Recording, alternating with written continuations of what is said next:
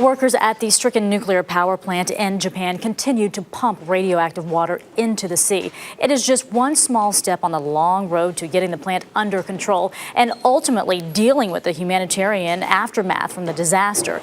CBS News correspondent Lucy Kraft is in Tokyo with the latest. Good morning, Lucy.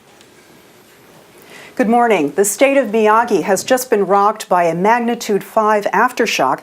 Authorities warn more powerful aftershocks could be in store in the wake of last month's historic megaquake. Meanwhile, 150,000 people are still living in shelters.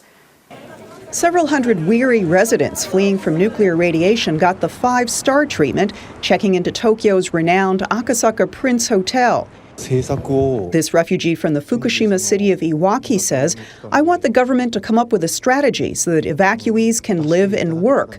The 140 families won't have much time to settle in. They must move out by early summer when the hotel is to be torn down."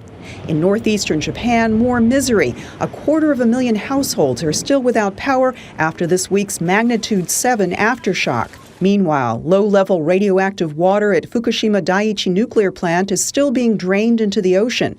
An urgent task in order to make room for storing highly contaminated water from the most hazardous reactor, number 2. Workers are continuing to inject nitrogen into reactor number 1 to prevent another hydrogen explosion. Nuclear safety official Hidehiko Nishiyama, noting that backup power systems failed again after this week's strong aftershock, said he had lost faith in existing emergency systems, which he called inadequate. A spokesman for Tokyo Electric Power, which is the owner of the Fukushima plant, says 8 of their executives have received death threats and are under 24-hour police watch. The action was prompted after the home addresses of the executives, including those of the president and chairman, were posted on a website.